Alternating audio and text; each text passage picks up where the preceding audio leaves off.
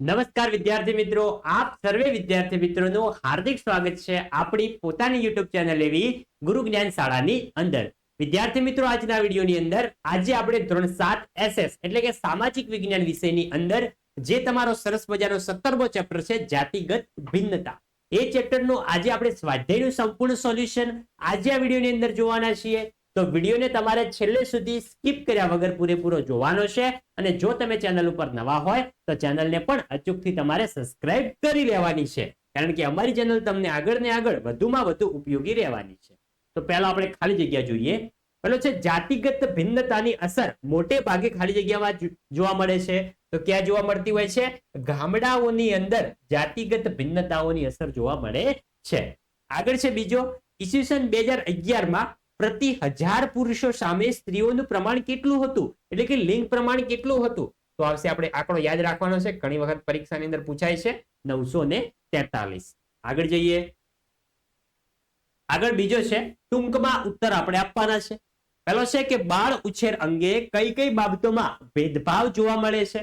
તેમાં પહેલો છે, જવાબ કરીને આવી રીતે પણ તમારે પરીક્ષાની અંદર ટોપિક પાડીને લખવાનું છે. પહેલો ટોપિક, ભારતીય સમાજમાં દીકરા દીકરી વચ્ચે કપડાં પહેરવામાં, રમતો રમવામાં, વાહન ચલાવવામાં, ખોરાકની બાબતમાં, પછી છે હરવા ફરવામાં, આચાર વિચાર અને વ્યવહારમાં, ઉચ્ચ શિક્ષણ મેળવવા વગેરે બાબતોમાં ભેદભાવ અને અસમાનતા જોવા મળે છે. આ એક કારણ છે. બીજો, દેશના કેટલાક વિસ્તારોમાં દીકરીઓને પ્રાથમિક શિક્ષણ પૂરું પાડવામાં આવતું નથી, એટલે કે તેમને ભણવા દેવામાં આવતી નથી. બીજો છે, છોકરીઓને ઉચ્ચ અભ્યાસક્રમમાં ભણવાનું પ્રમાણ ઘણું ઓછું છે. આગળ જોઈએ ચોથો, કે વાલીઓ પોતાની દીકરીને પોતાના ગામ કે વિસ્તારમાંથી શહેરમાં ભણવા કે નોકરી માટે મોકલવાનું પસંદ કરતા નથી. પાંચમો છે, આજે પણ કેટલાક સમાજમાં કન્યાઓને શિક્ષણ આપવા અંગે અનેક તર્ક વિતર્કો પ્રવર્ત્યા છે. આગળ હવે આપણે બીજો પ્રશ્ન જોઈએ કે ઘરકામમાં કઈ કઈ બાબતોમાં ભેદભાવ જોવા મળે છે છોકરા છોકરીઓની અંદર. તો જોઈએ, સમાજમાં એવી માન્યતા પ્રવર્તે છે કે છોકરાઓ કરતા છોકરીઓ શારીરિક રીતે ઓછી સક્ષમ હોય છે. તેથી છોકરાઓની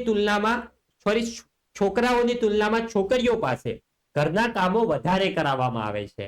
જેમ કે છોકરીઓ ઘરની રસોઈ બનાવવામાં મદદ કરે છે, તેઓ નાના ભાઈ કે બહેનને રમાડે છે, તેઓ ઘર સાફ સફાઈ કરે છે, પાણીના વાસણોમાં પાણી ભરે છે, કપડાં ધોવે છે. છોકરાઓ ઘરના કામો માટે સાયકલ કે અન્ય વાહન ચલાવી શકે છે, શીખી શકે છે, ત્યારે છોકરીઓને આ માટે સક્ષમ માનવામાં આવતી નથી. આ એક આપણા સમાજની મોટામાં મોટી ભૂલ ગણાય છે. બીજો છે, રૂઢિગત રીતે પ્રાથમિક શિક્ષણ પૂર્ણ થાય તેમાં કોની સંખ્યા વધારે હોય છે? તો રૂઢિગત રીતે પ્રાથમિક શિક્ષણ પૂર્ણ થાય તેમાં છોકરીઓની સંખ્યા કરતા છોકરાઓની સંખ્યા વધારે હોય છે, જે તમે ગામડાની અંદર તો મિત્રો સ્વાભાવિક છે, તમે જોવા મળતું હશે. આગળ છે ત્રીજો, નીચેના પ્રશ્નોના 1-2 વાક્યની અંદર જવાબ લખો. પહેલો છે, મહિલા સશક્તિકરણ માટે સરકારે કેવા પ્રયત્નો કર્યા છે? તો સરકારે જે પ્રયત્નો કર્યા છે એ આપણે સૂચવવાના છે કે મહિલા સશક્તિકરણ માટે સરકાર છોકરીઓને ઉચ્ચ શિક્ષણ માટે વિશેષ સહાય કરે છે. દીકરીને જન્મ પહેલા જ મારી નાખવા સામે સરકાર સ્ત્રી ભ્રૂણ હત્યા વિરોધ કાયદો બનાવી, ગર્ભ પરીક્ષણનો કાનૂની કાયદો પણ બનાવ્યો છે. છોકરીઓ વધુમાં વધુ પ્રાથમિક શિક્ષણ પૂર્ણ કરે એવા સઘન પ્રયત્નો સરકાર કરી રહી છે. વધુમાં નારી સશક્તિકરણ માટે સરકાર દ્વારા સ્ટાર્ટઅપ ઇન્ડિયા અને મેક ઇન ઇન્ડિયા અંતર્ગત અનેક યોજનાઓમાં ચાલે છે.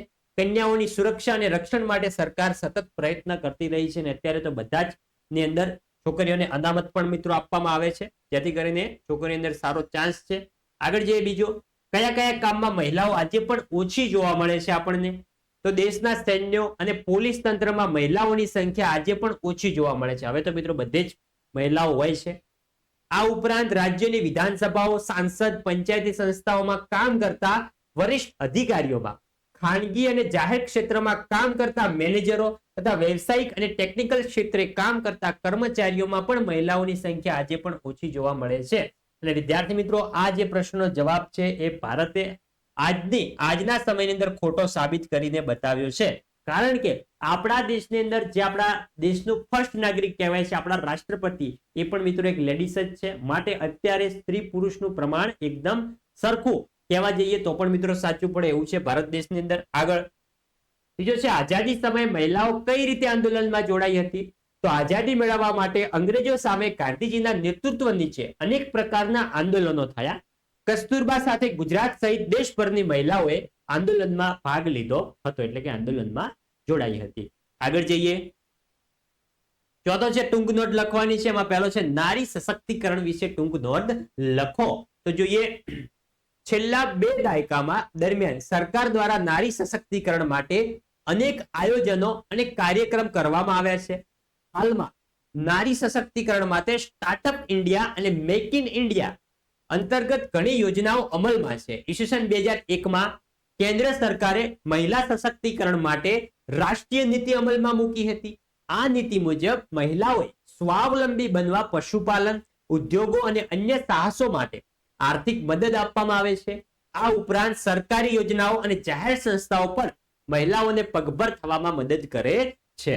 આગળ જોઈ શકો છો. આગળ પણ એના વિશે વિગતવાર નોંધ તમને આપેલી છે, જે તમારે વિડીયો સ્ટોપ કરીને સંપૂર્ણ નોંધ વાંચી લેવાની છે. પછી જ તમારા નોટબુકની અંદર તમારે લખવાનું છે.